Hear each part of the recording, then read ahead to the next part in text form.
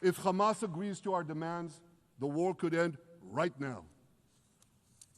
Gaza would be demilitarized, Israel would retain overriding security control, and a peaceful civilian authority would be established by Gazans and others committed to peace with Israel.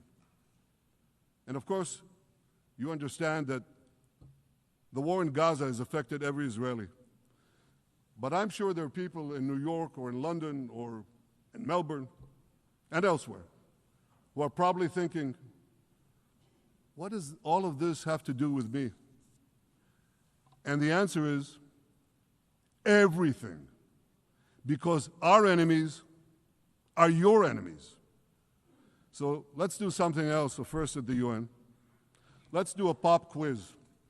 And raise your hand if you know the answer. Here's the first question. Who shouts death to America?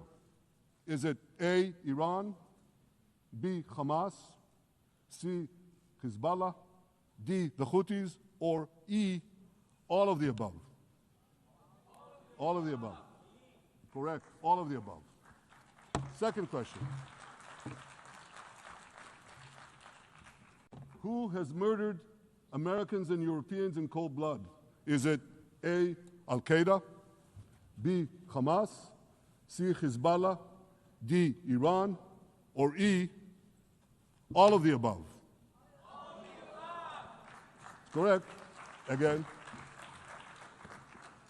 So here's the point I wanted to make. Our enemies hate all of us with equal venom. They want to drag the modern world back to the past, to a dark age of violence, fanaticism, and terror. I think many of you are already feeling in your own societies the radical Islamist surge. You know, I'm sure you do, you know deep down that Israel is fighting your fight. So I want to tell you a secret. Behind closed doors, many of the leaders who publicly condemn us privately thank us. They tell me how much they value Israel's superb intelligence services that have prevented time and again terrorist attacks in their capitals, time and again saving countless lives. General George Keegan, former head of U.S. Air Force intelligence, once said, if the United States had to gather on its own the intelligence that Israel gives us, we would have to establish 5 CIAs. 5 CIAs. This past June, when Israel struck Iran's nuclear facilities, German Chancellor Merz admitted the truth. He said, Israel is doing the dirty work for all of us. President Trump understands better than any other leader that Israel and America face a common threat. He showed the world that when Iran and its proxies murder Americans, take Americans hostage, shout death to America, burn American flags, and try to assassinate the President of the United States, not once, but twice. He showed them there is a price to pay for all that.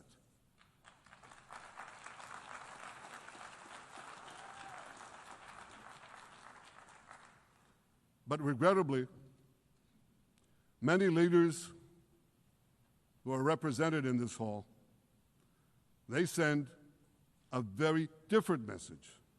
Sure, in the days immediately following October 7th, many of them supported Israel. But that support quickly evaporated when Israel did what any self-respecting nation would do in the wake of such a savage attack. We fought back. Now just imagine, just sit back for a second and imagine an attack against America proportioned to the attack against Israel on October 7th.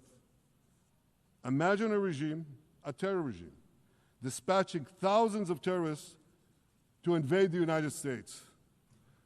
They massacre 40,000 Americans. They take 10,000 Americans hostage. What do you think America would do?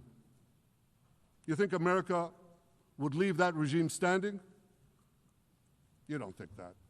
No way, not a chance. the United States would wipe out that terror regime and ensure that such savagery would never threaten America again. This is precisely what Israel is doing in Gaza. We're wiping out the terror regime of Hamas and ensuring that this savagery will never threaten Israel again. That's what we are doing. That's what any self-respecting government would do.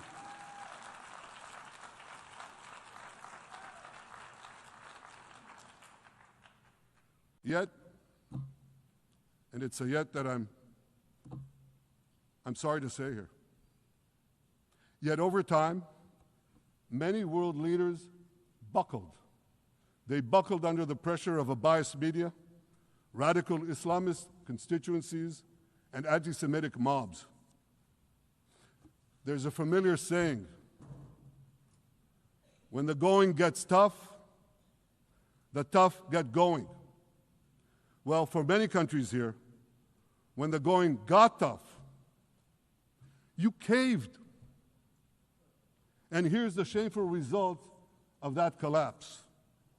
For much of the past 2 years, Israel has had to fight a seven-front war against barbarism with many of your nations opposing us. Astoundingly, as we fight the terrorists who murdered many of your citizens, you are fighting us. You condemn us, you embargo us, and you wage political and legal warfare, it's called lawfare, against us. I say to the representatives of those nations, this is not an indictment of Israel. It's an indictment of you. It's an indictment of weak-kneed leaders who appease evil rather than support a nation whose brave soldiers guard you from the barbarians at the gate. They're already penetrating your gates. When will you learn? You can't appease your way out of jihad, and you won't escape the Islamist storm by sacrificing Israel. To overcome that storm, you have to